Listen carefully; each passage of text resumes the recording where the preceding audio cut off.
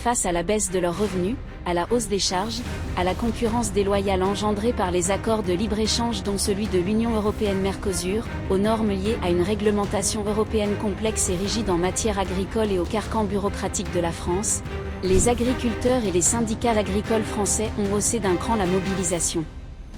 Si l'acte 1 de cette colère a été marqué par le siège de la capitale parisienne par les agriculteurs et la perturbation du salon de l'agriculture, l'acte 2 est émaillé par des actions chocs menées dans la France profonde par la coordination rurale, un syndicat à la tête de la mobilisation agricole dans l'Hexagone. Fouille des locaux de l'Office français de la biodiversité, camions-citernes vidés, bâtiments recouverts de lisier, blocage de la frontière franco-espagnole, blocage du port maritime de Bordeaux.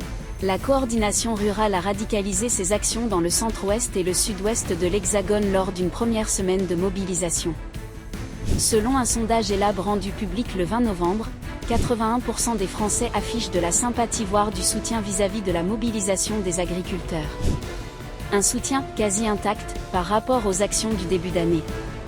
Un débat s'est tenu à l'Assemblée nationale, mardi 26 novembre, sur le très controversé projet de traité de libre-échange entre l'Union européenne et les pays du Mercosur, au cœur des contestations des agriculteurs. Les députés ont massivement dénoncé cet accord, qu'ils ont rejeté en bloc lors d'un vote. Le gouvernement Barnier éprouve toujours des difficultés à convaincre le monde paysan de ses avancées, surtout avec le retard pris par la loi d'orientation agricole, à cause de la dissolution de l'Assemblée. Le texte reprendra finalement son chemin parlementaire à partir du mardi 14 janvier 2025 au Sénat.